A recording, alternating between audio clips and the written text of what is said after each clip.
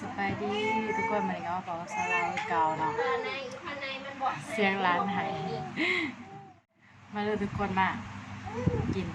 ก๋วยเตี๋ยวเนาะมันกินเป็นเส้นหมี่เนาะมันมาเลยทุกคนยังไม่นอนอยู่ตาเลยแบบรวยเวลาตาเลยทุกคนกินก๋วยเตี๋ยวน้ำกัน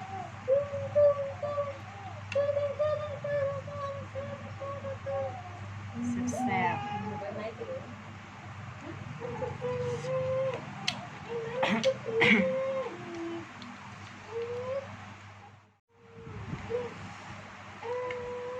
ม่วนนี่เนี่ยแซ่บม่วนหวานขึ้นมาตัวใดกินม่วนมาเลยกินน้ำกันกินคำใหญ่ๆกินคำใหญ่แบบโอเคใจไป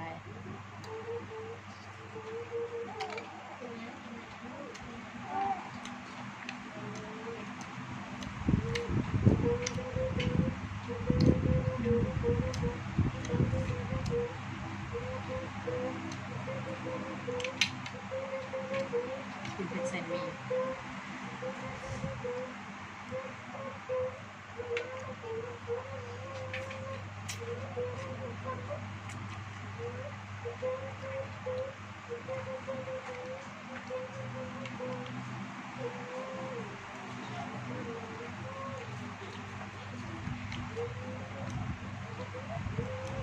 มูสิกมากิน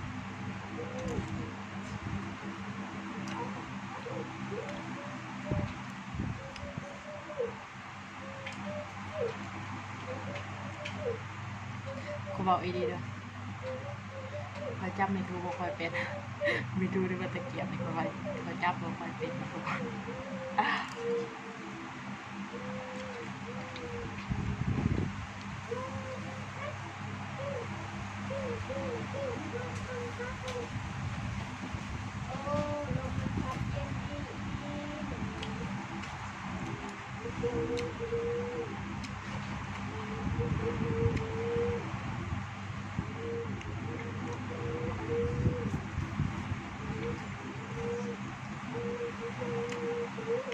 กินข้าวเที่ยงกันแล้วมั้งเนาะทุกคน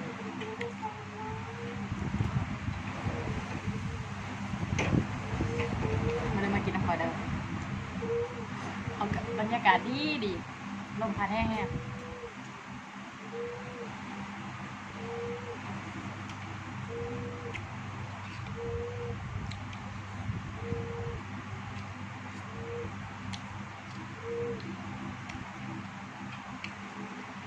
มันเป็นไงกระดูกเนาะมากินกระดูกเนาะเฉพาะอาหารเกษตรเป็นอาหารประจำมาจีให้ห่อตลอดเลยเดี๋ยวจะเหมือนสเปนไทยทุกคนเลย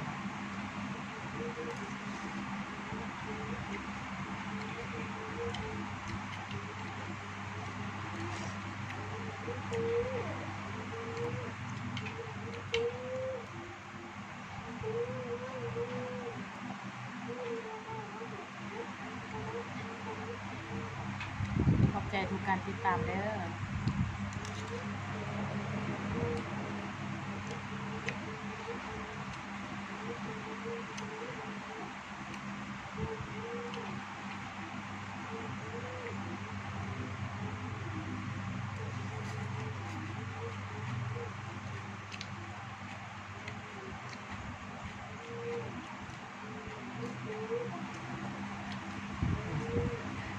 จนทุกคนว่าอาคลิปกินแต่เพื่อมาเพื่อกระตำเนี่ยสินะมันมีแต่ตำนะดีๆนะทุกคนเนาะในกรุงเทพแค่สิกินเอง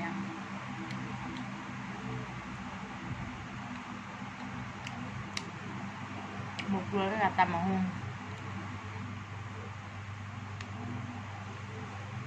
อยากกินอะไรตลอดครับอยากอื่นเรากิน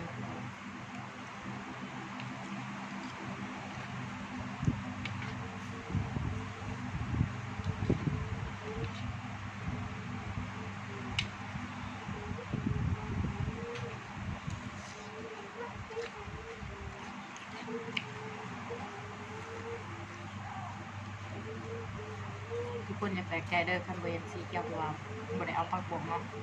เอาแต่ถั่วงอกเพราะว่าผักบงมันเป็นจังใดบ่มักกินจังใด ก๋วยเตี๋ยวพวกมัน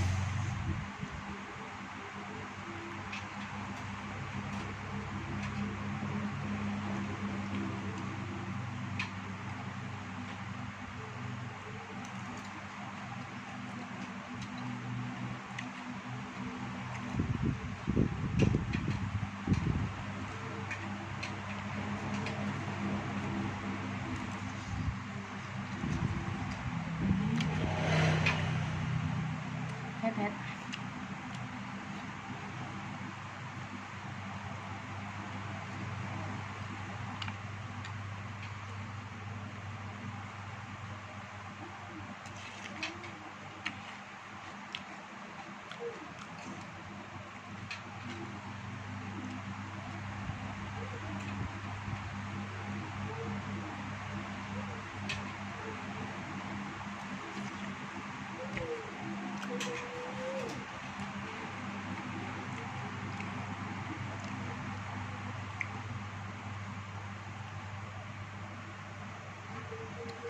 มาเดินกินน้ำก่อน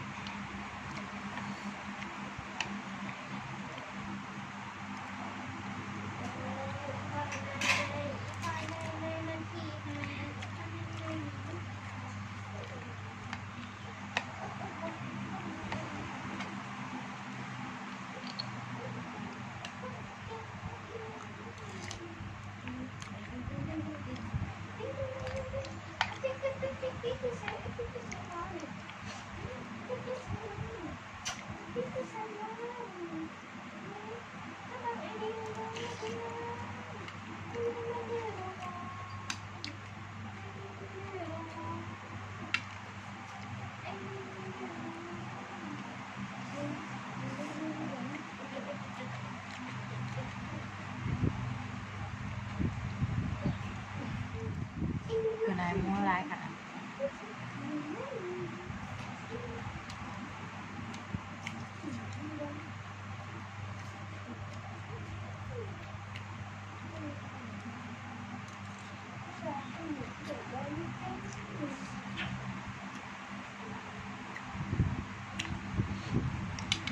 ตาเสียรักกว่าตา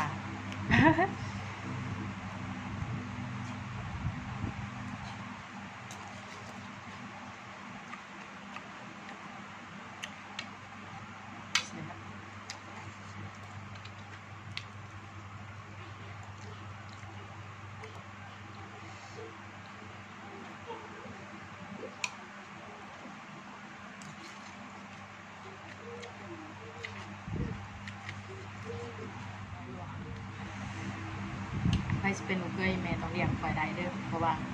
กินดู